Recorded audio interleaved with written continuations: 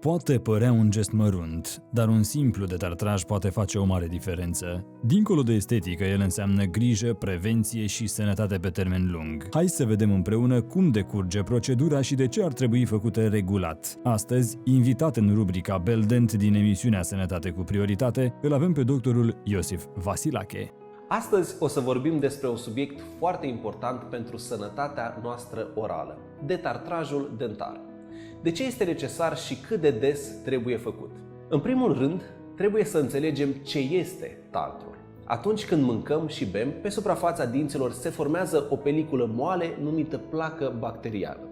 Dacă nu este îndepărtată prin periaj corect și folosirea aței dentare, această placă se mineralizează în timp și se transformă în tartru.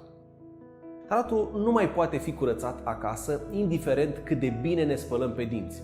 Doar medicul dentist îl poate îndepărta aici în cabinet printr-un detartraj profesional.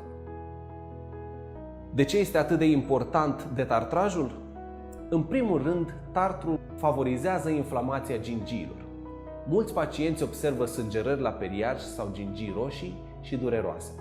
Acestea sunt semnele unei gingivite. Dacă nu intervenim la timp, gingivita se poate transforma în parodontită, o afecțiune mai gravă, care duce la retracția gingiilor și chiar la pierderea dinților. În plus, tartrul reține bacterii și mirosuri neplăcute, ceea ce afectează respirația și confortul social.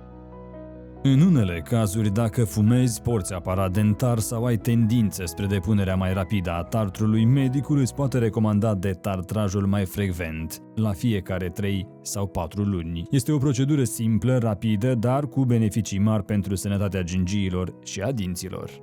Recomandarea generală a medicilor stomatologi este de 2 ori pe an, adică o dată la 6 luni.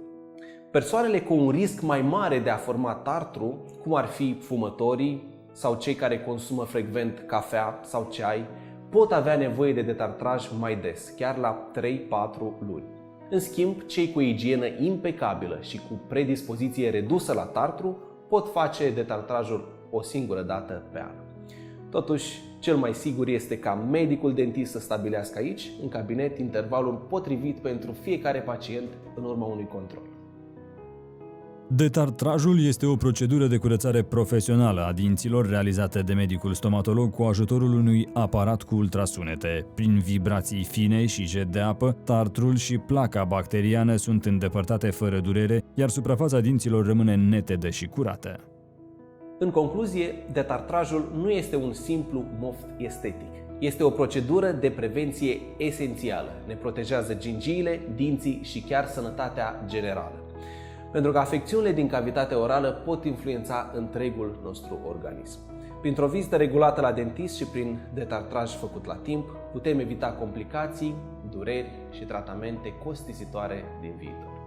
Așadar, mesajul principal este simplu. Un detartraj periodic ne ajută să ne păstrăm zâmbetul sănătos și frumos pe termen lung. Detartrajul nu este doar o procedură estetică, ci o investiție în sănătatea ta orală. Realizat regulat, previne inflamațiile gingivale, menține respirația proaspătă și protejează zâmbetul pe termen lung. O vizită la medicul stomatolog, o dată la 6 luni, poate face diferența dintre tratamentele costisitoare și o simplă rutină de prevenție.